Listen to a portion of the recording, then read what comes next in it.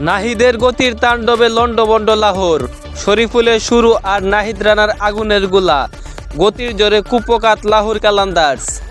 নাহিদ রানার আগুনের গোলা আর শরীফুল ইসলামের নিয়ন্ত্রিত বোলিংয়ে দিশেহারা ব্যাটাররা। গত ম্যাচের রেকর্ড গড়েও যেন থামার নাম নেই নাহিদের। পিএসএলে বাংলাদেশের এই দুই পেসারের দাপুটে জয় ছিনিয়ে নিল পেশোয়ার জালমি।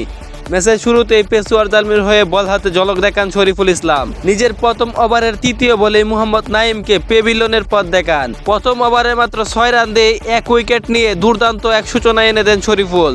যদিও দ্বিতীয় ওভারে কিছুটা রান খরচ করেছেন, তবে তার সেই শুরুটাই লাহোরকে চাপে ফেলে দেয়।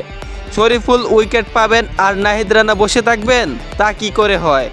নিজের প্রথম ওভারে আব্দুল্লাহ শফিককে আউট করে গতির তাণ্ডব শুরু করেন নাহিদ। মজার ব্যাপার হলো সেই ওভারে 5টি বলই ছিল ডট।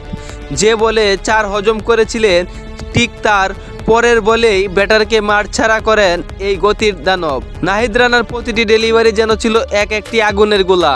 দ্বিতীয় ওভারে উইকেট না পেলেও মাত্র 6 রান দিয়ে রানের চাকা আটকে দেন তিনি। এরপর নিজের তৃতীয় ওভারে এসে ওয়াসামা মিরকে আউট করে নিজের দ্বিতীয় উইকেট শিকার করেন নাহিদ। তৃতীয় ওভারে মাত্র 15 রান দিয়ে 2 উইকেট। নাহিদের এমন পারফরমেন্সের সামনে রীতিমতো নাকানি চুবানি খেয়েছে লাহোরের ব্যাটাররা।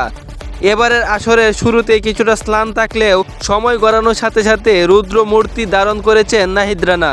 নাহিদ ও শরীফুলের এই যৌথ তাণ্ডবে পিএসএলের মঞ্চে আজ উড়ছে বাংলাদেশের পতাকা। পেশোয়ার জালমির এই জয়ে বড় কৃতিত্ব দাবি করতেই পারেন আমাদের এই দুই টাইগার পেসার।